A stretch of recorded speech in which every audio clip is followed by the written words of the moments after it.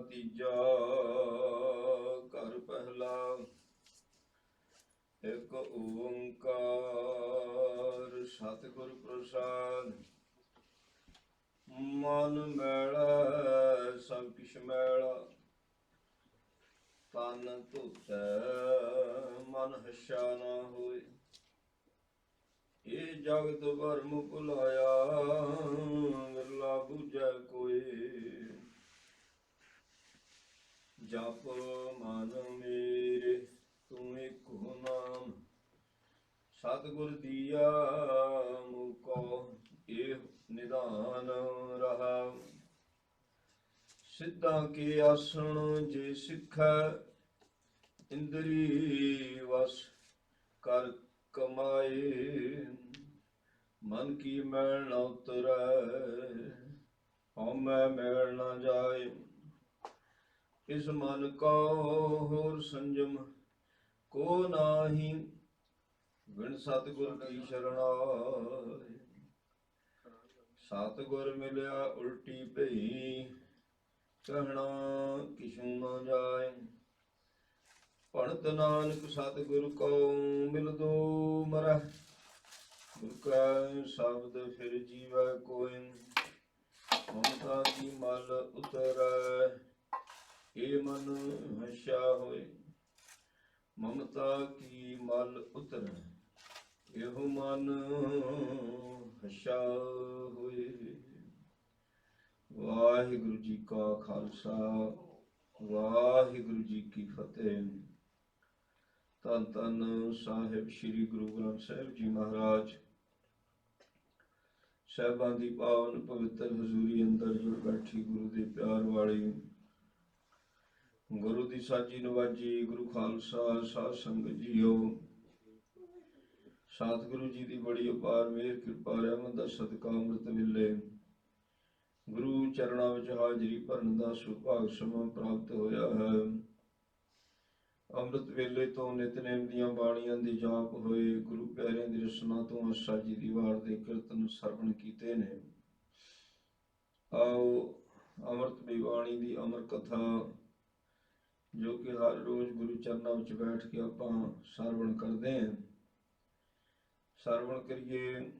ਅੱਜ ਦਾ ਇਹ ਪਾਵਨ ਸ਼ਬਦ ਵਡਹੰਸ ਰਾਗ ਦੇ ਵਿੱਚ ਤੀਸਰੇ ਪਾਤਸ਼ਾਹ ਜੀ ਮਹਾਰਾਜ ਧੰਨ ਗੁਰੂ ਅਮਰਦਾਸ ਜੀ ਦੇ ਮੁਖਾਰਬਿੰਦ ਤੋਂ ਉਚਾਰਨ ਕੀਤੇ ਹੋਏ ਇਹ ਵਚਨ ਨੇ। ਘਰ ਪਹਿਲਾ, ਘਰ ਦਾ ਸੰਬੰਧ ਰਾਗ ਦੇ ਨਾਲ ਹੁੰਦਾ ਹੈ। ਭਾਵ ਜਦੋਂ ਇਸ ਸ਼ਬਦ ਦਾ ਗਾਇਨ ਕਰਨਾ ਤੇ ਪਹਿਲੇ ਘਰ ਵਿੱਚ ਇਸ ਨੂੰ ਗਾਉਣਾ ਹੈ। ਬੀਜ ਮੰਤਰ ਹੈ ਇੱਕ ਓੰਕਾਰ ਸਤਿਗੁਰ ਪ੍ਰਸਾਦ। ਬੀਜ ਮੰਤਰ ਦਾ ਸਾਰਿਆਂ ਨੂੰ ਗਿਆਨ ਹੁੰਦਾ ਹੈ।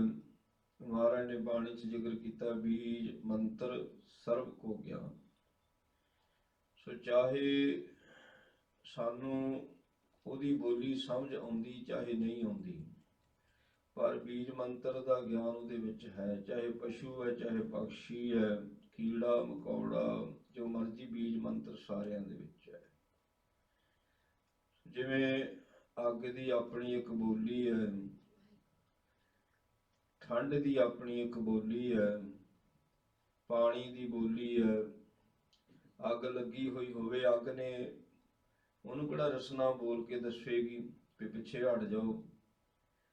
ਚਲੋ ਮਨੁੱਖ ਨੂੰ ਤਾਂ ਪਤਾ, ਤੇ ਬਾਕੀ ਹੋਰ ਪਸ਼ੂ ਪਕਸ਼ੀ ਕੀੜੇ ਮਕੌੜੇ, ਉਹਨਾਂ ਦੇ ਅੰਦਰ ਗਿਆਨ ਹੈ, ਛੇਕ ਦਾ ਪਤਾ ਲੱਗ ਜਾਂਦਾ ਹੈ। ਸੋ ਇੰਜ ਅੰਦਰਲਾ ਜਿਹੜਾ ਗਿਆਨ ਉਹਨੂੰ ਬੀਜ ਮੰਤਰ ਕਿਹਾ ਜਾਂਦਾ ਹੈ, ਜਾਂ ਇੰਜ ਕਹਿ ਲਈਏ ਉਹਦੇ ਹੁਕਮ ਨੂੰ ਬੀਜ ਮੰਤਰ ਕਿਹਾ ਜਾਂਦਾ। ਹੁਕਮ ਅੰਦਰ ਹੁੰਦਾ ਹੈ, ਹੁਕਮ ਕਿਸੇ ਇੱਕ ਬੋਲੀ ਵਿੱਚ ਨਹੀਂ ਹੁੰਦਾ ਹੈ। ਜੇ ਕਹੀਏ ਵੀ ਇੱਕੋ ਹੀ ਬੋਲੀ 'ਚ ਹੁਕਮ ਆਵੇਗਾ, ਨਾ ਭਾਈ, ਉਹ ਅੰਦਰ ਹੁੰਦਾ। ਜਿਹਨੂੰ ਹੁਕਮ ਆ ਗਿਆ ਉਹ ਸਮਝਦਾ ਪਿਆ। ਵੱਖਰੀ ਗੱਲ ਆ ਕਿ ਕਿਸੇ ਨੇ ਇੱਥੇ ਇਹ ਆਪਣੇ ਅੰਤਰ ਆਤਮੇ ਧਿਆਨ ਲਾ ਕੇ ਵਰਕ ਕੀਤਾ, ਕਿਸੇ ਨੇ ਨਹੀਂ ਕੀਤਾ। ਜਿਨ੍ਹਾਂ ਨੇ ਵਰਕ ਕਰ ਲਿਆ ਉਹਨੂੰ ਉਸ ਹੁਕਮ ਦੀ ਸੋਝੀ ਹੋਈ ਹੈ। ਇੱਕ ਓੰਕਾਰ ਸਤਿਗੁਰ ਪ੍ਰਸਾਦ। ਪ੍ਰਮਾਤਮਾ ਇੱਕ ਹੈ, ਓੰ ਪ੍ਰਕਾਸ਼ਕ ਹੈ, ਕਾਰ ਦਾ ਅਰਥ ਹੁੰਦਾ ਜੀ ਹੁਕਮ, ਆਰਡਰ, ਇੱਕ ਰਸ। ਉਸ ਦਾ ਆਰਡਰ ਸਭਨਾ ਤੇ ਹੈ, ਸਭਨਾ ਤੇ 84 ਲੱਖ ਜੌਨ ਤੇ ਜੋ ਵੀ ਬਣਤਰ ਉਸਨੇ ਬਣਾਈ, ਜਿੰਨੇ ਗ੍ਰਹਿ ਚੱਲਦੇ ਨੇ, ਚੰਦ ਹੈ, ਸੂਰਜ ਹੈ, ਪੌਣ ਹੈ, ਪਾਣੀ, ਪੰਜਾਂ ਤੱਤਾਂ ਦੇ ਵੀ ਉਸੇ ਦਾ ਹੁਕਮ ਹੈ। ਸੋ ਸਭਨਾ ਤੇ ਹੁਕਮ ਹੈ ਕਿ ਦੇਵੀ ਦੇਵਤੇ ਦੈਂਤ ਜਿੰਨੀਆਂ ਪੁਰੀਆਂ ਆ, ਸਾਰੀਆਂ ਪੁਰੀਆਂ ਦੇ ਉੱਤੇ ਉਸਦਾ ਆਰਡਰ ਹੈ, ਹੁਕਮ ਹੈ, ਇੱਕ ਰਸ ਹੈ। ਸੋ ਇਹ ਨਹੀਂ ਵੀ ਇੱਕ ਤੇ ਹੋਰ, ਇੱਕ ਤੇ ਹੋਰ। ਹਾਂ, ਅਵਸਥਾ ਦੇ ਹਿਸਾਬ ਨਾਲ ਹੁਕਮ ਸਾਡੇ ਅੰਦਰ ਬਦਲਦਾ, ਹੁਕਮ ਦਾ ਇੱਕੋ ਹੀ ਹੈ। ਹੁਕਮ ਇੱਕੋ, ਵਿਧਾਨ ਕਾਨੂੰਨ ਜੋ ਬਣਿਆ ਹੋਇਆ ਉਹ ਬਣਾਤਾ ਉਸਨੇ ਪ੍ਰਮਾਤਮਾ ਨੇ, ਤੇ ਉਹ ਕਾਨੂੰਨ ਇੱਕੋ ਹੀ ਹੈ ਸਾਰਿਆਂ ਦੇ। ਉਹ ਸੱਤ ਹੈ, ਉਸ ਨੂੰ ਨਸ਼ਟ ਨਹੀਂ ਕੀਤਾ ਜਾ ਸਕਦਾ। ਗੁਰ ਪ੍ਰਸਾਦ ਗਿਆਨ ਦੇ ਨਾਲ ਉਸ ਦੀ ਪ੍ਰਾਪਤੀ ਹੈ। ਜਿਹੜਾ ਗੁਰਬਾਣੀ ਵਾਲਾ ਗਿਆਨ ਹੈ, ਸੋ ਇਹ ਗਿਆਨ ਹੈ, ਇਹਦੇ ਨਾਲ ਉਹ ਪ੍ਰਾਪਤ ਹੁੰਦਾ ਹੈ। ਗੁਰਬਾਣੀ ਦੇ ਗਿਆਨ 'ਚ ਅਸੀਂ ਸੱਤ ਨੂੰ ਪਹੁੰਚ ਸਕਦੇ ਹਾਂ। ਜਦੋਂ ਬੰਦਾ ਅਧਿਆਤਮਕ ਮਾਰਗ ਤੇ ਚੱਲਦਾ ਹੈ, ਉਹਦਾ ਮੁੱਖ ਨਿਸ਼ਾਨਾ ਕੀ ਹੁੰਦਾ? ਉਹਦਾ ਮੁੱਖ ਨਿਸ਼ਾਨਾ ਹੁੰਦਾ ਸੱਤ ਦੀ ਪ੍ਰਾਪਤੀ, ਸੱਤ ਦੀ ਪ੍ਰਾਪਤੀ ਹੋਵੇ। ਚਾਹੇ ਉਹ ਹਿੰਦੂ ਹੈ, ਚਾਹੇ ਮੁਸਲਮਾਨ ਹੈ, ਚਾਹੇ ਜੈਨੀ ਹੈ, ਬੋਧੀ ਹੈ, ਜਿਹੜੇ ਮਰਜ਼ੀ ਧਰਮ ਨਾਲ ਸੰਬੰਧਿਤ ਹੈ, ਅਗਰ ਉਹ ਅਧਿਆਤਮਕ ਮਾਰਗ ਤੇ ਚੱਲਿਆ, ਉਹਦਾ ਇੱਕ ਮੁੱਖ ਨਿਸ਼ਾਨਾ ਉਹ ਹੁੰਦਾ ਸੱਤ। ਸੱਤ ਕੀ ਹੈ? ਸੋ ਅੱਡ ਅੱਡ ਧਰਮਾਂ ਦਾ ਸੱਤ ਤਿੱਕਰ ਪਹੁੰਚਣਾ, ਉਹ ਅੱਡ ਅੱਡ ਰਾਸਤੇ ਨੇ। ਜੋਗੀ ਜਿਹੜੇ ਨੇ ਉਹ ਸ਼ੀਰ ਦੀ ਸਾਧਨਾ ਵਿੱਚ ਸੱਤ ਮੰਨਦੇ, ਸ਼ੀਰ ਦੀ ਸਾਧਨਾ ਕਰਦੇ ਰਹਿੰਦੇ, ਫਿਰ ਤਾਂ ਸ਼ਾਇਦ ਸੱਤ ਤੇ ਪਹੁੰਚ ਜਾਵਾਂਗੇ, ਫਿਰ 10 ਦਵਾਰ ਨੂੰ ਜਾਂਦੇ ਆ। ਬ੍ਰਾਹਮਣ ਪੰਡਿਤ ਜਿਹੜਾ ਆ, ਉਹ ਵਿਦਿਆ ਹਾਸਲ ਕਰਕੇ ਵੇਦਾਂ ਨੂੰ ਪੜ੍ਹ ਕੇ ਸਮਝਦਾ ਸੱਤ ਦੀ ਪ੍ਰਾਪਤੀ ਹੈ। ਤੇ ਜਿਹੜੇ ਆਹ ਬੋਧੀ ਹੈ, ਜੈਨੀ ਹੈ, ਸੋ ਇਹਨਾਂ ਦਾ ਸੱਤ ਦੀ, ਜਿਹੜੇ ਜੈਨੀ ਨੇ, ਸਰੇਵੜੇ ਜਿਹਨਾਂ ਨੂੰ ਕਿਹਾ ਜਾਂਦਾ, ਸਰੇਵੜੇ, ਪਾਣੀ ਵਿੱਚ ਇਹਨਾਂ ਨੂੰ ਸਰੇਵੜੇ ਆਖਿਆ, ਇਹ ਮੈਲ ਵਿੱਚ ਰਹਿ ਕੇ ਸੱਤ ਨੂੰ ਪ੍ਰਾਪਤ ਹੋ ਰਹੇ। ਸੋ ਮੁੱਖ ਨਿਸ਼ਾਨਾ ਸੱਤ ਹੀ ਹੈ ਸਾਰਿਆਂ ਦਾ। ਪਰ ਮਹਾਰਾਜ ਸੱਚੇ ਪਾਤਸ਼ਾਹ ਜੀ ਨੇ ਸੱਤ ਤੀਕਰ ਪਹੁੰਚਣ ਦਾ ਬੜਾ ਆਸਾਨ ਰਾਸਤਾ ਦੱਸਿਆ, ਬਖਸ਼ੀ ਵਾਲਾ। ਗਿਆਨ ਦੇ ਵਿੱਚ ਸੱਤ ਹੁੰਦਾ ਹੈ। ਗਿਆਨ ਵੀ ਗੁਰੂ ਦਾ ਚਾਹੀਦਾ ਵੀ, ਗਿਆਨ ਸੰਸਾਰੀ ਨਹੀਂ ਚਾਹੀਦਾ, ਗਿਆਨ ਦਰਗਾਹੀ ਚਾਹੀਦਾ। ਨਿਰੰਕਾਰ ਦੇ ਸੰਬੰਧ ਵਿੱਚ ਜੋ ਗੁਰੂ ਸਾਹਿਬਾਨਾਂ ਨੇ, ਭਗਤਾਂ ਨੇ, ਭੱਟਾਂ ਨੇ ਲਿਖਿਆ, ਇਹਦੇ ਵਿੱਚ ਸੋ ਸੱਤ ਹੈ। ਸੋ ਉਹਦੇ ਤਿੱਕਰ, ਅਕਾਲ ਪੁਰਖ ਤਿੱਕਰ ਇਸ ਸੱਤ, ਸੋ ਇਸ ਗਿਆਨ ਰਾਹੀਂ ਪਹੁੰਚਿਆ ਜਾ ਸਕਦਾ ਹੈ। ਅੱਗੇ ਵਚਨ ਸ਼ੁਰੂ ਕਰਦੇ, ਕਹਿੰਦੇ ਮਨ ਮੈਲ ਸਭ ਕਿਛ ਮੈਲਾ। ਖੇਡ ਤਾਂ ਸਾਰੀ ਮਨ ਦੀ ਹੈ। ਅਸੀਂ ਦੂਸਰਿਆਂ ਤੇ ਦੋਸ਼ ਦਿੰਦੇ, ਬੜਾ ਖਰਾਬ ਹੈ, ਬੜਾ ਮਾੜਾ ਆ, ਬੜਾ ਭੈੜਾ ਬੋਲਦਾ। ਸੋ ਦੂਸਰਿਆਂ ਦੇ ਵਿੱਚ ਦੋਸ਼ ਉਸ ਨੂੰ ਦੇਖਦੇ ਨੇ ਜਿਸ ਦਾ ਆਪਣਾ ਮਨ ਮੈਲਾ ਹੋਏ। ਬੜਾ ਆਖਣਾ ਚੁਗਲਖੋਰ ਹੈ, ਬੜੇ ਜੋ ਵੀ ਭੈੜੇ ਲਫ਼ਜ਼ ਵੀ ਆਪਾਂ ਦੂਸਰੇ ਲਈ ਵਰਤਦੇ। ਸੋ ਜੇ ਸਾਡਾ ਮਨ ਚੰਗਾ, ਫਿਰ ਸਾਨੂੰ ਚੋਰ ਵੀ ਚੋਰ ਨਹੀਂ ਦਿਸੇਗਾ, ਸਾਨੂੰ ਮਾੜਾ ਵੀ ਮਾੜਾ ਨਹੀਂ ਦਿਸੇਗਾ। ਸੋ ਜਦੋਂ ਸਾਡਾ ਮਨ ਮੈਲਾ, ਸਾਨੂੰ ਸਾਧ ਵੀ ਚੋਰ ਦਿਸੇਗਾ ਭਾਈ। ਇਹ ਬਾਤ ਹੈ। ਕਹਿੰਦੇ ਮਨ ਮੈਲਾ ਸਭ ਕਿਛ ਮੈਲਾ। ਜੇ ਸਾਡਾ ਮਨ ਮੈਲਾ ਤੇ ਭਾਈ ਸਾਨੂੰ ਸਾਰਾ ਕੁਝ ਮੈਲਾ ਦਿਸੇਗਾ। ਤਨ ਧੋਤਾ ਮਨ ਹਸ਼ਾ ਨਾ ਹੋਏ। ਇਹ ਤੀਰਥਾਂ ਦੀ ਬਾਤ ਹੈ। ਇਹ ਤੀਰਥਾਂ ਤੇ ਜਾ ਕੇ ਪਾਪ ਲਾਉਣ ਜਾਂਦੇ ਨੇ। ਪਾਪ ਕਿਹਨੂੰ ਚਿੰਬੜਦੇ? ਸਰੀਰ ਨੂੰ ਤਾਂ ਵੀ ਚਿੰਬੜਦੇ ਨੇ, ਪਾਪ ਤਾਂ ਫਿਰ ਮਨ ਨੂੰ ਚਿੰਬੜਦੇ, ਮਾਂ ਦੇ ਮਨ ਉੱਤੇ ਚੜ੍ਹਦੇ ਹੁੰਦੇ।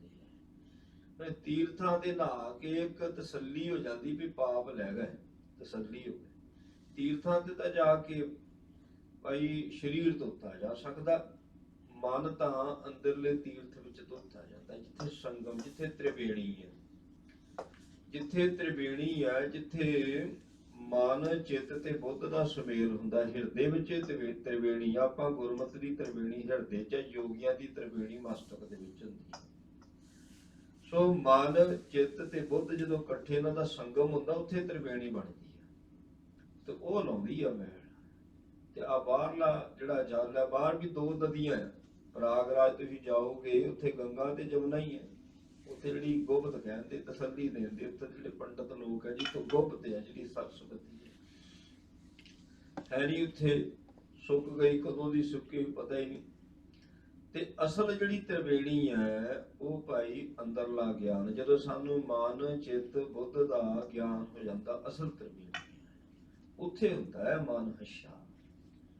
ਤੀਰਥਾਂ ਤੇ ਜਾ ਕੇ ਭ੍ਰਮਣ ਕਰਨ ਦੇ ਨਾਲ ਕਦੀ ਵੀ ਮਨ ਹੱਸ਼ਾ ਨਹੀਂ ਹੁੰਦਾ, ਸਗੋਂ ਹੁੰਦਾ ਕਿ ਮਨ ਵਿਕਾਰੀ ਹੁੰਦਾ, ਹਉਮੈ ਆ ਜਾਂਦੀ ਹੈ। ਤੀਰਥ ਜਾਓ ਤਾਂ ਹਉ ਹਉ ਕਰਤੇ, ਤੀਰਥਾਂ ਤੇ ਜਾ ਕੇ ਮਨ ਮੈਲਾ ਹੁੰਦਾ, ਵਿਕਾਰੀ ਹੁੰਦਾ ਵੀ। ਇਹ ਜਗ ਭਰਮ ਭੁਲਾਇਆ, ਵਿਰਲਾ ਬੂਝੈ ਕੋਏ। ਮੰਮੇ ਨੂੰ ਸਿਹਾਰੀ ਹੈ ਭਰਮ ਦੇ ਵਿੱਚ ਪੈ ਕੇ। ਭਰਮ ਦੇ ਵਿੱਚ ਪਵੋ ਨਾ ਭਰਮ ਦੇ ਵਿੱਚ ਪਵੋ, ਨਾ ਭਰਮ ਨੂੰ ਆਪਣੇ ਵਿੱਚ ਪੈਣ ਦਿਓ। ਭਰਮ ਕੁਝ ਨਹੀਂ ਕਹਿੰਦਾ, ਸੰਸਾਰ ਨੂੰ ਵਿਆਪੇ, ਸੰਸਾਰ ਨੂੰ ਫੜੇ, ਸੰਸਾਰਕ ਲੋਕ ਭਰਮ ਵਿੱਚ ਪੈਣ, ਸਾਨੂੰ ਕੀ ਹੈ। ਸੋ ਜੇ ਭਰਮ ਦੇ ਵਿੱਚ ਅਸੀਂ ਪਾਵਾਂਗੇ, ਜੇ ਭਰਮ ਨੂੰ ਆਪਣੇ ਵਿੱਚ ਜਗ੍ਹਾ ਦੇ ਦੇਵਾਂਗੇ, ਫੇਰ ਭੁੱਲਾਂਗੇ। ਬੰਦਾ ਜਦੋਂ ਭਰਮ ਵਿੱਚ ਪੈਂਦਾ ਤੇ ਫੇਰ ਭੁੱਲਦਾ। ਸਾਰਾ ਜਗਤ ਜਿਹੜਾ ਆ ਉਹ ਭਰਮ ਦੇ ਵਿੱਚ ਭੁੱਲ ਗਿਆ, ਪੈ ਗਿਆ। ਵਿਰਲਾ ਬੂਝੈ ਕੋਈ, ਹੁਣ ਇਸ ਗੱਲ ਨੂੰ ਕੋਈ ਵਿਰਲਾ ਹੀ ਪੁੱਛਦਾ। ਜਦੋਂ ਸਾਨੂੰ ਰੱਬ ਨਹੀਂ ਚੇਤੇ ਆਉਂਦਾ, ਇਹਦਾ ਮਤਲਬ ਭਰਮ ਪੈ ਗਿਆ। ਭਰਮ ਭੁੱਲ ਆਉਂਦਾ ਹੀ ਉਹ ਭਰਮ ਦੇ ਵਿੱਚ ਪਾ ਕੇ। ਤੇ ਜਿਹੜੇ ਗੁਰਮੁਖ ਪਿਆਰੇ ਹੁੰਦੇ ਨੇ, ਉਹਨਾਂ ਦੇ ਅੰਦਰ ਭਰਮ ਨਹੀਂ ਹੁੰਦਾ ਜੀ। ਉਹ ਭਰਮ ਭੇਖ ਤੇ ਰਹਿ ਨਿਆਰਾ, ਉਹ ਨਿਆਰਾ ਭਰਮ ਹੁੰਦਾ, ਨਾ ਭਰਮ ਹੈ ਨਾ ਭੇਖ ਹੈ। ਭਰਮ ਨੂੰ ਹੀ ਭੇਖ ਬਣਾਇਆ ਹੋਇਆ। ਭਰਮ ਇੱਕ ਬੜਾ ਵੱਡਾ ਭੇਖ ਹੈ, ਬੜਾ ਵੱਡਾ ਭੇਖ ਹੈ। ਇਹ ਤੋਂ ਨਿਆਰੇ ਰਹਿੰਦੇ ਨੇ ਤੇ ਮਹਾਰਾਜ ਭਰਮ ਭੇਖ ਤੇ ਰਹਿ ਨਿਆਰਾ, ਸੋ ਖਾਲਸ ਸਤਿਗੁਰੂ ਹਮਾਰਾ। ਇਹ ਸਤ ਦਾ ਗਿਆਨ ਹੋ ਗਿਆ, ਖਾਲਸ ਸ਼ੁੱਧ ਹੋ ਗਿਆ ਕਿਤੇ। ਇਹ ਤਾਂ ਸਾਰਾ ਸੰਸਾਰ ਭਰਮ ਦੇ ਵਿੱਚ ਭੁੱਲਿਆ। ਇਸ ਬਾਤ ਨੂੰ ਕੋਈ ਵਿਰਲਾ ਹੀ ਜਾਣਦਾ। ਜਪ ਮਨ ਮੇਰੇ ਤੂੰ ਏਕੋ ਨਾਮ, ਹੇ ਮੇਰੇ ਮਨਾ। ਗੁਰਬਾਣੀ ਸਾਰੀ ਆਪਣੇ ਆਪ ਨੂੰ ਉਪਦੇਸ਼ ਹੈ, ਦੂਸਰੇ ਨੂੰ ਉਪਦੇਸ਼ ਨਹੀਂ ਹੈ।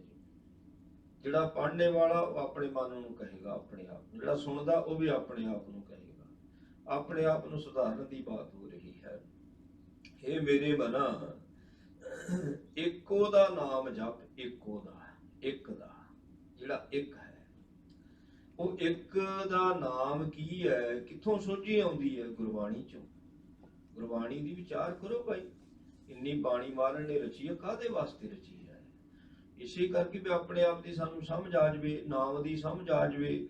ਜਦੋਂ ਆਪਣੇ ਆਪ ਦੀ ਸਮਝ ਆ ਗਈ, ਨਾਮ ਦੀ ਸਮਝ ਆ ਗਈ, ਤਾਂ ਪਰਮੇਸ਼ਰ ਦੀ ਸਮਝ ਆ ਜਾਣੀ।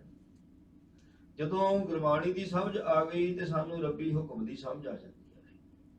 ਮਹਾਰਾਜ ਕਹਿੰਦੇ, ਕਹੋ ਨਾਨਕ ਜਿਨ ਹੁਕਮ ਪਛਾਤਾ, ਪ੍ਰਭ ਸਾਹਿਬ ਕਾ ਤਿਨ ਭੇਦ ਜਾਤਾ। ਜਿਸਨੇ ਹੁਕਮ ਨੂੰ ਜਾਣ ਲਿਆ, ਉਹਨੂੰ ਰੱਬ ਦਾ ਪਤਾ ਲੱਗ ਗਿਆ ਕਿ ਰੱਬ ਹੈ ਕੀ ਹੈ, ਕਿਵੇਂ ਮਿਲਦਾ, ਸਮਝ ਪੈ ਜਾਂਦੀ ਹੈ। ਇਸੇ ਕਰਕੇ ਹੇ ਮੇਰੇ ਮਨਾ, ਸੋ ਇੱਕੋ ਨਾਮ, ਇੱਕੋ ਦਾ ਨਾਮ ਜਪ ਭਾਈ। ਇੱਕ ਹੋ ਕੇ ਨਾਮ ਜਪੋ, ਇੱਕ ਦਾ, ਇੱਕ ਹੋ ਮਨ ਇੱਕ ਹੋ ਜਾਵੇ। ਖਿੰਡਿਆ ਪਿੰਡਿਆ ਇੱਕ ਮਨ ਕਿਤੇ ਆ, ਇੱਕ ਕਿਤੇ ਆ। ਨਾਮ ਜਪਣ ਵਾਲਿਆਂ ਦੀ ਤਾਦਾਦ ਬਹੁਤ ਹੈ, ਪਰ ਇੱਕ ਮਨ ਇੱਕ ਚਿੱਤ ਹੋ ਕਰਕੇ ਜਿਹੜੇ ਨਾਮ ਜਪਦੇ ਨੇ, ਉਹਨਾਂ ਦੀ ਗਿਣਤੀ ਬੜੀ ਘੱਟ ਹੈ। ਕਿ ਇੱਕ ਹੋ ਕੇ ਨਾਮ ਜਪ। ਸਤਿਗੁਰ ਦੀਆ ਮੋਕਾ ਇਹ ਨਿਧਾਨ। ਧੰਨ ਗੁਰੂ ਅਮਰਦਾਸ ਮਹਾਰਾਜ ਸੱਚੇ ਪਾਤਸ਼ਾਹ ਕਹਿੰਦੇ, ਇਹ ਜਿਹੜਾ ਇੱਕ ਹੋ ਕੇ ਨਾਮ ਜਪਣਾ ਨਾ, ਇਹ ਬੜਾ ਵੱਡਾ ਖਜ਼ਾਨਾ। ਇਹ ਮੈਨੂੰ ਧੰਨ ਗੁਰੂ ਅੰਗਦ ਦੇਵ ਮਹਾਰਾਜ ਸੱਚੇ ਪਾਤਸ਼ਾਹ ਜੀ ਨੇ ਦਿੱਤਾ। ਸੋ ਇਹ ਗੁਰਬਾਣੀ ਤੋਂ ਸਾਨੂੰ ਖਜ਼ਾਨਾ ਪ੍ਰਾਪਤ ਹੋ ਸਕਦਾ। ਗੁਰਬਾਣੀ ਦੇ ਨਾਲ ਜੁੜ ਜਾਈਏ, ਖਜ਼ਾਨਾ ਮਿਲ ਜਾਂਦਾ ਹੈ। ਰਹਾਉ ਸਿੱਧਾਂ ਕੇ ਆਸਣ ਜੇ ਸਿੱਖੈ। ਸੋ ਜਿਹੜੇ ਸਿੱਧਾਂ ਦੀ ਬਾਤ ਹੈ, ਸਿੱਧ ਨੇ, ਨਾਥ ਨੇ, ਜੋਗੀ ਨੇ, ਸਿੱਧਾਂ ਦੇ ਕੋਲ ਆਸਣ ਹੁੰਦੇ ਨੇ। ਇਹ ਆਸਣ ਲਾ ਲਾ ਕੇ ਸਰੀਰ ਦੀ ਸਾਧਨਾ ਕਰਕੇ, ਕਹਿੰਦੇ ਸ਼ਾਇਦ ਮਨ ਦੀ ਸਾਧਨਾ ਕਰ ਲਵਾਂਗੇ। 12ਵੀਂ ਮਾਰੇ ਸਾਪ ਨਾ ਮਰਈ। 12ਵੀਂ ਨੂੰ ਕੁੱਟੀ ਜਾਓ, ਸੱਪ ਥੋੜੀ ਮਰ ਜਾਊ ਭਾਈ। ਸਰੀਰ ਨੂੰ ਭੁੱਖਾ ਰੱਖ ਲਓ, ਨੀਂਦਰਾ ਰੱਖ ਲਓ, ਇੱਕ ਲੱਤ ਤੇ ਖੜ ਜਾਓ, 5-5 10-10 ਘੰਟੇ ਬਹਿ ਲਓ, ਪਦਮ ਆਸਣ ਲਾ ਲਓ, ਬਿਲਕੁਲ ਸਿੱਧਾ ਕਰ ਲਓ ਸਰੀਰ ਨੂੰ, ਰੀੜ੍ਹ ਦੀ ਹੱਡੀ ਸਿੱਧੀ ਕਰ ਲਓ। ਇਹ ਤਾਂ ਸਰੀਰ ਦੀ ਸਾਧਨਾ ਸਾਰੀ, ਸਰੀਰ ਦੀ। ਮਹਾਰਾਜ ਨੇ ਇਹਨੂੰ ਪ੍ਰਵਾਨ ਨਹੀਂ ਕੀਤਾ। ਸਿੱਧਾ ਕਰਨਾ ਤਾਂ ਮਨ ਨੂੰ ਕਰੋ ਭਾਈ, ਹਾਂਜੀ, ਜਗਾਉਣਾ ਤਾਂ ਮਨ ਨੂੰ ਜਗਾਵੋ। ਸੰਜਮ ਮਨ ਦਾ ਹੁੰਦਾ, ਸਰੀਰ ਦਾ ਕਾਹਦਾ ਸੰਜਮ ਹੈ ਕਹਿੰਦੇ। ਹੁਣ ਜਿਹੜੇ ਸਿੱਧਾ ਪਾਸੋਂ ਆਸਣ ਸਿੱਖਦੇ ਨੇ ਤੇ ਇੰਦਰੀਆਂ ਨੂੰ ਵਸ ਵਿੱਚ ਕਰਦੇ, ਇੰਦਰੀ ਵਸ ਕਰ ਕਮਾਈ ਕਰਦੇ। ਇੰਦਰੀ ਨੂੰ ਵਸ ਕਰਕੇ, ਗਿਆਨ ਇੰਦਰੀਆਂ ਨੂੰ ਵਸ ਵਿੱਚ ਕਰਕੇ ਉਹ ਕਮਾਈ ਕਰਨ ਦੀ ਕੋਸ਼ਿਸ਼ ਕਰਦੇ ਹੈ। ਮੰਤਰ ਤਾਂ ਪੜ੍ਹਦੇ ਹੀ ਹੋਣਗੇ, ਕੋਈ ਜਾਪ ਕਰਦਾ, ਕੋਈ ਜਾਪ ਕਰਦਾ ਹੈ, ਤੇ ਮੰਤਰ ਤਾਂ ਫਿਰ ਠੀਕ ਹੈ, ਜੋ ਕਿ ਸਾਧਨਾ ਜਿੰਨੀ ਮਰਜ਼ੀ ਕਰ ਲਵੇ, ਸੱਚੇ ਮਨੋਂ ਜੇ ਮੰਤਰ ਵੀ ਪੜ੍ਹ ਲਵੇ ਤੇ ਉਹਨੂੰ ਦਰਗਾਹ ਥੋੜੀ ਪ੍ਰਾਪਤ ਹੋ ਜਾਣੀ। ਮੰਤਰ ਤਾਂ ਹੁਣ ਸਿੱਕਾ ਤਾਂ ਉਹ ਚੱਲਦਾ ਜਿਹੜਾ ਮੌਜੂਦਾ ਬਾਦਸ਼ਾਹ, ਉਹਦਾ ਸਿੱਕਾ ਚੱਲਦਾ ਹੁੰਦਾ ਹੈ। ਜੇ ਰਾਜ ਨਹੀਂ ਆ ਉਸ ਸਿੱਕਾ ਤਾਂ ਹੁੰਦਾ ਪਰ ਗੋਟਾ ਹੁੰਦਾ ਨਹੀਂ ਚੱਲਦਾ। ਸੱਚੇ ਮਨੋਂ ਕਰ ਲੋ ਜਾਪ, ਜੇ ਕਿ ਦਰਗਾਹ ਤੱਕ ਪਹੁੰਚ ਵੀ ਜਾਂਦੇ ਨੇ ਪਰ ਐਂਟਰੀ ਨਹੀਂ।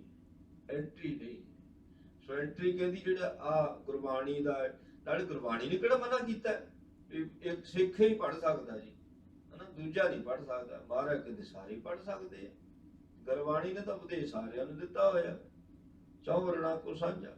ਸੋ ਇਹ ਸਿੱਕਾ ਚੱਲਦਾ ਹੈ ਇੱਥੇ ਵੀ, ਤੇਰੇ ਦਰਗਾਹ ਦੇ ਵਿੱਚ ਵੀ। ਕਹਿੰਦੇ ਸੋ ਜੇ ਕੋਈ ਸਿੱਧਾਂ ਵਾਲੇ ਆਸਣ ਸਿੱਖ ਲਵੇ, ਇੰਦਰੀਆਂ ਦਾ ਸੰਜਮ ਕਰ ਲਵੇ, ਇੰਦਰੀਆਂ ਨੂੰ ਵਸ ਵਿੱਚ ਕਰ ਲਵੇ, ਕਮਾਈ ਕਰਨੀ ਸ਼ੁਰੂ ਕਰ ਦੇਵੇ, ਮਨ ਕੀ ਮੈਲ ਨ ਉਤਰੈ, ਹਉ ਮੈਂ ਮੈਲ ਨ ਜਾਏ। ਮਨ ਦੀ ਮੈਲ ਉਤਰ ਜਾਊ। ਅੜ ਖਾਸ ਤੌਰ ਤੇ ਮਨ ਨੂੰ ਹਉਮੈ ਦੀ ਲੱਗੀ ਹੋਈ ਮੈਲ, ਇਹ ਨਹੀਂ ਕਦੀ ਜਾਂਦੀ।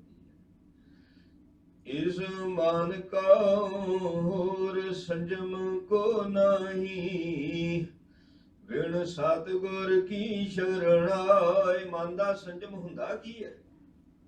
ਹੁਣ ਕਈ ਵੀ ਸਰੀਰ ਦਾ ਤਾਂ ਸੰਜਮ ਪਤਾ ਹੀ ਆ, ਥੋੜਾ ਖਾਣਾ, ਥੋੜਾ ਬੋਲਣਾ, ਥੋੜਾ ਸੌਣਾ, ਤੇ ਵਿਸ਼ੇ ਵਿਕਾਰਾਂ ਤੋਂ ਸਰੀਰ ਨੂੰ ਨਿਰਲੇਪ ਰੱਖਣਾ, ਇਹ ਸਰੀਰ ਦਾ ਸੰਜਮ। ਮਨ ਦਾ ਸੰਜਮ ਕੀ ਹੈ ਜੀ? ਹੁਣ ਮਹਾਰਾਜ ਨੇ ਇੱਕ ਬੜਾ ਸੌਖਾ ਤਰੀਕਾ ਮਨ ਦਾ ਸੰਜਮ ਦੱਸ ਦਿੱਤਾ ਹੈ। ਕਹਿੰਦੇ ਮਨ ਦਾ ਸੰਜਮ ਇਹ ਆ ਵੀ ਗੁਰੂ ਦੀ ਸ਼ਰਨ ਵਿੱਚ ਆ ਜਾਣਾ, ਬਸ ਸਭ ਤੋਂ ਵੱਡਾ ਸੰਜਮ ਇਹੀ ਹੈ। ਸਤਿਗੁਰ ਮਿਲਿਆ ਉਲਟੀ ਪਈ, ਕਹਿਣਾ ਕਿਛੂ ਨ ਜਾਏ। ਬਸ ਸਤਿਗੁਰੂ ਨੂੰ ਜਦੋਂ ਮਿਲੀਦਾ ਨਾ, ਫਿਰ ਕਿਸੇ ਦੀ ਸਿਫਾਰਿਸ਼ ਦੀ ਲੋੜ ਨਹੀਂ। ਸਤਿਗੁਰੂ ਜੀ ਨੂੰ ਵੀ ਕਹਿਣਾ ਨਹੀਂ ਪੈਂਦਾ, ਉਹਦੀ ਸ਼ਰਨ ਵਿੱਚ ਆ ਜਾਈਏ। ਸਾਨੂੰ ਕੀ ਬਿਮਾਰੀ ਹੈ, ਸਾਨੂੰ ਕੀ ਚਾਹੀਦਾ, ਸਤਿਗੁਰੂ ਅੰਤਰਜਾਮੀ ਨੂੰ ਪਤਾ ਹੈ, ਉਹਨੂੰ ਪਤਾ ਸਾਨੂੰ ਕੀ ਚਾਹੀਦਾ, ਕੀ ਬਿਮਾਰੀ ਹੈ। ਜਦ ਆਈ ਸਤਿਗੁਰੂ ਦੀ ਸ਼ਰਨ ਵਿੱਚ ਗਏ, ਸਭ ਤੋਂ ਵੱਡਾ ਸੰਜਮ ਹੈ। ਕਿਸੇ ਦੀ ਸਿਫਾਰਿਸ਼ ਦੀ ਫਿਰ ਕੋਈ ਲੋੜ ਨਹੀਂ ਹੈ। ਸੋ ਕਹਿੰਦੇ ਜਦੋਂ ਸਤਿਗੁਰੂ ਨੂੰ ਮਿਲੇ, ਬੁੱਧ ਮਤ ਉਲਟ ਪਈ, ਉਲਟੀ ਹੋ ਗਈ। ਕਹਿਣਾ ਕਿਛੂ ਨਾ ਜਾਏ। ਜਿਨ੍ਹਾਂ ਦੀ ਮਤ ਸੰਸਾਰ ਵਾਲੇ ਪਾਸੇ ਤੋਂ ਉਲਟ ਜਾਂਦੀ, ਉਹਨਾਂ ਦੇ ਜੀਵਨ ਬਣ ਜਾਂਦੇ ਨੇ, ਬੰਦਗੀ ਵਾਲੇ ਹੋ ਜਾਂਦੇ ਨੇ, ਪਰ ਉਹਨਾਂ ਦੇ ਜੀਵਨ ਬਾਰੇ ਕੋਈ ਕਹਿ ਸਕਦਾ ਕੁਝ? ਉਹਨਾਂ ਦੇ ਜੀਵਨ ਇੰਨੇ ਉੱਚੇ ਸੁੱਚੇ ਹੋ ਜਾਂਦੇ ਆ, ਉਹ ਕਥਨ ਕਹਿਣ ਤੋਂ, ਵਿਖਿਆਨ ਕਰਨ ਤੋਂ ਬਾਹਰ ਹੀ ਹੁੰਦੇ ਆ। ਪੜਤ ਨਾਨਕ ਸਤਿਗੁਰ ਕੋ ਮਿਲਦੋ ਮਰੈ। ਪੜਤ ਨਾਨਕ, ਧੰਨ ਗੁਰੂ ਅਮਰਦਾਸ ਜੀ ਕਹਿ ਰਹੇ ਨੇ ਕਿ ਸਤਿਗੁਰੂ ਨੂੰ ਜਦੋਂ ਮਿਲਣਾ ਨਾ, ਫਿਰ ਮਰਨਾ ਹੈ ਨਾ। ਏਦਾਂ ਨਾ ਹੋਵੇ ਪਿਆ ਵੀ ਮਿਲਿਆ ਵੀ ਤੇ ਮਨ ਵੀ ਨਹੀਂ ਮਰਿਆ। ਇਛਾਵਾਂ ਦਾ ਮਰਨਾ ਬੜਾ ਜ਼ਰੂਰੀ ਹੁੰਦਾ, ਫਾਇਦਾ ਤਾਂ ਤਦੇ ਹੀ ਨਾ। ਹੁਣ ਇਹਦਾ ਸਤਿਗੁਰੂ ਨੂੰ ਤਾਂ ਬੜੇ ਨੇ, ਗੁਰੂ ਗ੍ਰੰਥ ਸਾਹਿਬ ਜੀ ਦੇ ਦਰਸ਼ਨ ਕਰਨੇ ਵਾਲੇ ਥੋੜੇ ਆ ਕਿਤੇ। ਏਦਾਂ ਗੁਰੂ ਨਾਨਕ ਪਾਤਸ਼ਾਹ ਜੀ ਦੇ ਵੀ ਦਰਸ਼ਨ ਕਰਨੇ ਵਾਲੇ ਬੜੇ ਸਨ। 6ਵੇਂ ਪਾਤਸ਼ਾਹ ਤੇ 10ਵੇਂ ਪਾਤਸ਼ਾਹ ਜੀ ਦੇ ਨਾਲ ਤਾਂ ਵੈਰ ਵੀ ਕਈਆਂ ਨੇ ਕਰ ਲਿਆ ਭਾਈ, ਕਿ ਉਹ ਨਹੀਂ ਸੀ ਕਰਦੇ ਗੁਰੂ ਦੇ ਦਰਸ਼ਨ, ਜਦ ਕਰਦੇ ਸੀ। ਮਿਲਣ ਦੇ ਮਿਲੇ ਆ ਗੁਰੂ ਨੂੰ, ਤੇ ਇਹ ਸਾਡੀ ਜਿਹੜੀ ਮਿਲਣੀ ਹੈ ਨਾ ਭਾਈ, ਇਹ ਕਿਸੇ ਲੇਖੇ ਵਿੱਚ ਲੱਗ ਜਾਵੇ। ਸੋ ਇਹ ਲੇਖੇ ਵਿੱਚ ਤਾਂ ਹੈ ਜੇ ਮਨ ਮਰ ਜਾਵੇ। ਮਨ ਕਿੱਦਾਂ ਮਰਦਾ ਜੀ? ਇੱਛਾਵਾਂ ਦਾ ਮਰ ਜਾਣਾ, ਚਾਹਤਾਂ ਦਾ ਮਰ ਜਾਣਾ, ਖਾਹਿਸ਼ਾਂ ਦਾ ਮਰ ਜਾਣਾ। ਕਿਵੇਂ ਮਰਦੀਆਂ? ਵਿਚਾਰ ਦੇ ਨਾਲ। ਗੁਰਬਾਣੀ ਦੀ ਵਿਚਾਰ ਜਿੰਨੀ ਕਰਾਂਗੇ, ਕਿਸੇ ਗੁਰਸਿੱਖ ਦੇ ਨਾਲ ਬਹਿ ਜਾਓ, ਆਪਾਂ ਹੋਰ ਵੀ ਤਾਂ ਗੱਲਾਂ ਬਾਤਾਂ ਪੁੱਛਦੇ ਵੀ ਕੀ ਹਾਲ ਹੈ, ਪਰਿਵਾਰ ਦਾ ਕੀ ਹਾਲ ਹੈ, ਬੱਚਿਆਂ ਦਾ ਕੀ ਕਹਿਣਾ ਹਾਲ ਹੈ, ਕਾਰੋਬਾਰ ਦਾ ਕੀ ਹਾਲ ਹੈ। ਤੇ ਜੇ ਆਪਾਂ ਮਨ ਦੀਆਂ ਗੱਲਾਂ ਕਰ ਲਈਏ ਵੀ ਮਨ ਮਰਿਆ, ਮਨ ਦੀਆਂ ਇਛਾਵਾਂ ਕਿੰਨੀਆਂ ਪ੍ਰਬਲ ਹੈ, ਕੁਝ ਘਟੀਆਂ, ਏਦਾਂ ਦੀ ਗੱਲਬਾਤ ਨਹੀਂ ਆਪਾਂ ਪੁੱਛਦੇ। ਇਹ ਆਦਤ ਹੈ, ਆਦਤ ਬਣ ਜਾਂਦੀ ਹੈ। ਸੋ ਜਦੋਂ ਏਦਾਂ ਦੀ ਆਦਤ ਪੈ ਗਈ ਨਾ, ਫਿਰ ਹੋਣਾ ਵੀ ਲੈ ਵੀ ਆਪਾਂ ਇੱਛਾ ਨਹੀਂ ਪੈਦਾ ਹੋਣ ਦੇਣੀ। ਤਾਂ ਜਦੋਂ ਪਿੱਛੇ ਪਲਾਲੇ ਗੁਰਸਿੱਖ ਨੂੰ ਮਿਲੇ, ਉਹਨੇ ਮਨ ਦੇ ਸੰਬੰਧ 'ਚ ਪੁੱਛ ਲੈਣਾ, ਕੀ ਜਵਾਬ ਦੇਵਾਂਗੇ, ਕੀ ਜਵਾਬ ਦੇਵਾਂਗੇ। ਕਹਿਣਾ ਗੁਰੂ ਨੂੰ ਮਿਲੇ ਹੈ ਤਾਂ ਮਨ ਦਾ ਮਰਨਾ ਜ਼ਰੂਰੀ ਹੈ, ਫਾਇਦਾ ਲੈਣਾ ਚਾਹੀਦਾ। ਨਹੀਂ ਮਨ ਮਰਦਾ ਤਾਂ ਦੱਸੀਏ ਗੁਰੂ ਨੂੰ, ਮਨ ਨਹੀਂ ਮਰਦਾ ਮਾਈ ਮਨ ਮੇਰੂ ਬਸਣਾ। ਜਿਹਦਾ ਕਬੀਰ ਜੀ ਕਹਿੰਦੇ ਮੈਨੂੰ ਮਾਰ ਲਿਆ, ਕਹਿੰਦੇ ਇਹਨਾਂ ਪੰਜਾਂ ਨੇ, ਹਨਾ, ਉੱਪਰ ਭੁਜਾ ਕਰ ਮੈਂ ਗੁਰ ਪੈ ਪੁਕਾਰਿਆ, ਬਾਹਾਂ ਖੜੀਆਂ ਕਰਤੀਆਂ, ਮੇਰੇ ਕੋਲ ਨਹੀਂ ਗੱਲ ਬਣਦੀ, ਤਿੰਨ ਹੋ ਲਿਆ ਵਾਰੀ। ਨਹੀਂ ਮਨ ਮਰਦਾ ਤੇ ਆਪਾਂ ਗੁਰੂ ਨੂੰ ਮਿਲੇ, ਮੌਕਾ ਬਣ ਗਿਆ ਮਿਲਣ ਦਾ, ਗੁਰੂ ਨੂੰ ਮਿਲੇ ਤੇ ਫਿਰ ਗੁਰੂ ਨੂੰ ਕਹੀਏ ਵੀ ਮਹਾਰਾਜ ਜੀ ਮਨ ਨਹੀਂ ਮਰਦਾ, ਜੇ ਮਰ ਗਿਆ ਕਿੰਨਾ ਮਰਿਆ ਉਹ ਦੱਸੀਏ। ਜੇ ਨਹੀਂ ਮਰਿਆ ਹੀ ਨਹੀਂ ਮਹਾਰਾਜ ਮੈਂ ਤਾਂ ਯਤਨ ਕਰਕੇ ਵੇਖ ਲੈ, ਗੱਲ ਨਹੀਂ ਬਣਦੀ, ਤੂੰ ਹੀ ਹੈ। ਪਰ ਜਿਹੜੇ ਗੁਰਮੁਖ ਪਿਆਰੇ ਬਾਣੀ ਦੁਆਰਾ ਮਨ ਨੂੰ ਮਾਰਦੇ ਆ, ਧੰਨ ਨੇ। ਗੁਰ ਕਾ ਸ਼ਬਦ ਫਿਰ ਜੀਵੈ ਕੋਇ, ਜਿਹੜਾ ਆਪਣੇ ਮਨ ਨੂੰ ਮਾਰਦਾ ਗੁਰੂ ਦੇ ਸ਼ਬਦ ਦੁਆਰਾ, ਫਿਰ ਜਦੋਂ ਮਨ ਜਿਉਂਦਾ ਗੁਰੂ ਦੇ ਸ਼ਬਦ ਦੀ ਛਤਰ ਛਾਇਆ ਵਿੱਚ ਜੀਂਦਾ ਹੈ। ਉਹ ਗੁਰੂ ਦੇ ਸ਼ਬਦ ਤੋਂ ਭਾਵ ਹੁਕਮ ਤੋਂ ਬਾਹਰ ਚੱਲਦਾ ਹੀ ਨਹੀਂ। ਉਹਦਾ ਜਾਣਾ ਆਉਣਾ, ਸੌਣਾ, ਉੱਠਣਾ, ਖਾਣਾ, ਪੀਣਾ ਸਾਰਾ ਕੁਝ ਗੁਰੂ ਦੇ ਸ਼ਬਦ ਦੀ ਰੌਸ਼ਨੀ ਵਿੱਚ ਹੁੰਦਾ ਹੈ ਵੀ ਗੁਰੂ ਸਾਹਿਬ ਜੀ ਇਸ ਸੰਬੰਧ ਵਿੱਚ ਕੀ ਕਹਿ ਰਹੇ ਨੇ। ਜਦੋਂ ਇਹ ਫਿਰ ਮਰ ਕੇ ਜਿਉਂਦਾ, ਆਹ ਅਵਸਥਾ ਦੀ ਬਣ ਜਾਂਦੀ ਹੈ। ਜਿਹੜਾ ਸ਼ਬਦ ਮਰ ਕੇ ਜਿਉਂਦਾ, ਉਹਨੂੰ ਕਿਹਾ ਸਤਿਗੁਰ ਕੇ ਜਨਮੇ ਗਵਨ ਮਟਾਇਆ। ਜਦੋਂ ਸ਼ਬਦ ਦੁਆਰਾ ਮਨ ਮਰਿਆ, ਹੁਣ ਸ਼ਬਦ ਦੁਆਰਾ ਜੰਮਿਆ, ਉਹ ਹੁੰਦਾ ਗੁਰੂ ਦੇ ਘਰ ਵਿੱਚ ਜੰਮਣਾ। ਤੇ ਫਿਰ ਜੰਮਣਾ ਮਰਨਾ ਤਾਂ ਉਹਦੇ ਖਤਮ ਹੋ ਗਿਆ, ਉਹਦੇ ਖਤਮ ਹੋ ਗਿਆ, ਜੰਮਣਾ ਮਰਨਾ। ਮਮਤਾ ਕੀ ਮਲ ਉਤਰੈ ਮਨ ਹਸ਼ਾ ਹੋਏ। ਆ ਜਿਹੜੀ ਮਮਤਾ ਦੀ ਮੈਲ ਹੈ ਨਾ, ਜਦੋਂ ਇਹ ਲੈ ਜਾਂਦੀ ਤੇ ਮਨ ਹਸ਼ਾ ਹੋ ਜਾਂਦਾ। ਮੈਂ ਮੇਰੀ, ਹਨਾ। ਸੋ ਜਿਹੜੀ ਮੇਰ ਤੇਰ ਹੈ, ਮੇਰ ਤੇਰ ਇੱਕ ਬੜੀ ਭੈੜੀ ਚੀਜ਼ ਹੈ, ਮੇਰ ਤੇਰ। ਸੋ ਇਹਨੂੰ ਲਾਉਣ ਵਾਸਤੇ ਕਬੀਰ ਸਾਹਿਬ ਜੀ ਨੇ ਇੱਕ ਬੜੀ ਵੱਡੀ ਯੁਕਤੀ ਦੱਸੀ, ਕਹਿੰਦੇ ਮੇਰਾ ਮੁਝ ਮੈਂ ਕਿਛ ਨਹੀਂ, ਜੋ ਕਿਛ ਹੈ ਸੋ ਤੇਰਾ। ਪੰਜਾਂ ਤੱਤਾਂ ਦਾ ਸਰੀਰ ਹੈ, ਤੱਤ ਮੇਰੇ ਹੈ। ਕੋਈ ਸੇਵਾ ਕਰਿਓ ਜੇ ਕਿਛ ਕੀਤਾ ਹੋਵੇ, ਸੇਵਾ ਬਣਾ ਕੇ ਦਿਖਾ ਲਓ ਵੀ ਤੱਤ। ਫਿਰ ਪੰਜਾਂ ਤੱਤਾਂ ਨੂੰ ਜੋੜ ਕੇ ਦਿਖਾ ਦੋ, ਕੋਈ ਨਹੀਂ ਜੋੜ ਸਕਦਾ। ਪੰਜਾਂ ਤੱਤਾਂ ਨੂੰ ਜੋੜ ਕੇ ਏਦਾਂ ਦਾ ਸਰੀਰ ਬਣਾ ਕੇ ਦਿਖਾ ਦੋ, ਵਿੱਚ ਸਵਾਸ ਜਾਨ ਕੋਈ ਪਾ ਸਕਦਾ? ਮੇਰੇ ਤਾਂ ਹੈ ਹੀ ਨਾ, ਮੇਰਾ ਤਨ ਨਾ ਵਿੱਚ ਸਵਾਸ ਨਾ ਜੀਵ ਆਤਮਾ, ਕੱਖ ਨਹੀਂ ਮੇਰਾ।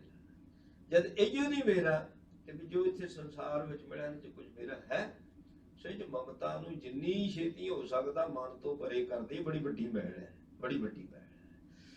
ਸੋ ਜੇ ਸ਼ਬਦ ਦੁਆਰਾ ਥੋੜਾ ਚਿਰ ਲੈ ਜਾਂਦੀ ਹੈ, ਜਦੋਂ ਕਿਤੇ ਮਨ ਲੱਗ ਜਾਂਦਾ ਬਾਣੀ ਵਿੱਚ ਤੇ ਲੈ ਵੀ ਜਾਂਦੀ, ਫੇਰ ਚੜ ਜਾਂਦੀ ਮਮਤਾ ਦੀ ਮੈਲ, ਫੇਰ ਚੜ ਜਾਂਦੀ ਹੈ। ਮੰਨਿਆ ਕਿ ਵਿਕਾਰ ਨਹੀਂ ਕਰਦੇ, ਮਾੜਾ ਨਹੀਂ ਕਰਦੇ, ਕਿਸੇ ਦਾ ਬੁਰਾ ਨਹੀਂ ਤੱਕਦੇ, ਪਰ ਮਮਤਾ ਤਾਂ ਹੈ ਨਾ, ਮੈਲ ਤਾਂ ਹੈ। ਮੈਲ ਤਾਂ ਮੈਲ ਹੀ ਹੁੰਦੀ ਭਾਈ, ਮੈਲ ਮੈਲ ਹੀ। ਪਸੀਨੇ ਦੀ ਵੀ ਮੈਲ ਹੈ, ਮਿੱਟੀ ਦੀ ਵੀ ਮੈਲ, ਝੂਠ ਦੀ ਵੀ ਮੈਲ, ਮੈਲ ਦੀਆਂ ਵੀ ਕਈ ਵੈਰਾਈਟੀਆਂ ਹੋ ਜਾਂਦੀਆਂ। ਸੋ ਇਸ ਕਰਕੇ ਇਹ ਮਨ ਨੂੰ ਸਾਰੇ ਤਰ੍ਹਾਂ ਦੀ ਮੈਲ ਤੋਂ ਬਚਾਉਣਾ ਹੈ, ਤੇ ਮਮਤਾ ਦੀ ਮੈਲ ਬੜੀ ਭੈੜੀ ਹੈ, ਇਹ ਤੋਂ ਵੀ ਬਚਾ ਕੇ ਰੱਖਣਾ, ਫਿਰ ਇਹ ਹੱਸ਼ਾ ਹੁੰਦਾ। ਗੁਰੂ ਸਾਹਿਬ ਜੀ ਨੇ ਕਿਰਪਾ ਕੀਤੀ, ਪਾਵਨ ਉਪਦੇਸ਼ ਬਖਸ਼ਿਆ। ਇਹ ਉਪਦੇਸ਼ ਸਾਡੇ ਹਿਰਦਿਆਂ ਵਿੱਚ ਵਸੇ, ਭੁੱਲਾਂ ਚੁੱਕਾਂ ਦੀ ਖਿਮਾ ਜੀ। ਵਾਹਿਗੁਰੂ ਜੀ ਕਾ ਖਾਲਸਾ, ਵਾਹਿਗੁਰੂ ਜੀ ਕੀ ਫਤਿਹ। ਰਾਮ ਕਲੀ ਮਹਲਾ ਤੀਜਾ। ਆਨੰਦ ਏਕ ਓੰਕਾਰ ਸਤਿਗੁਰ ਪ੍ਰਸਾਦਿ ਭਿਆ ਮੇਰੀ ਮਾਏ। ਸਤਿਗੁਰੂ ਮੈਂ ਪਾਇਆ, ਸਤਿਗੁਰ ਤਾਂ ਪਾਇਆ ਸਹਿ ਛੇਤੀ। ਮਨ ਵਜੀਆਂ ਵਧਾਈਆਂ, ਰਾਗ ਰਤਨ ਪਰਵਾਰ ਭਰੀਆਂ, ਸ਼ਬਦ ਗਾਵਣੇ ਆਈਆਂ। ਸ਼ਬਦ ਹੋਤਾ ਗਾਵ ਹਰੀ ਕੇ ਰਾਵਨ ਜਿਨੀ ਵਸਾਇਆ। ਕਹਿ ਨਾਨਕ ਆਨੰਦ ਹੋਆ ਸਤਿਗੁਰੂ ਮੈਂ ਪਾਇਆ। ਮਨ ਮੇਰਿਆ ਤੂੰ ਸਦਾ ਰਹੁ ਹਰਿ ਨਾਲੇ, ਹਰਿ ਨਾਲ ਰਹੁ ਤੂੰ ਮਨ ਮੇਰੇ। ਦੁਖ ਸਭ ਵਿਸਾਰਣਾ, ਅੰਗੀਕਾਰ ਕਰੇ ਤੇਰਾ ਕਾਰ ਸਭ ਸਵਾਰਣਾ। ਸਭਨਾ ਗੱਲਾਂ ਸਭਨਾ ਸੁਆਮੀ, ਸੋ ਕਿਉ ਮਨ ਵਿਸਾਰੇ।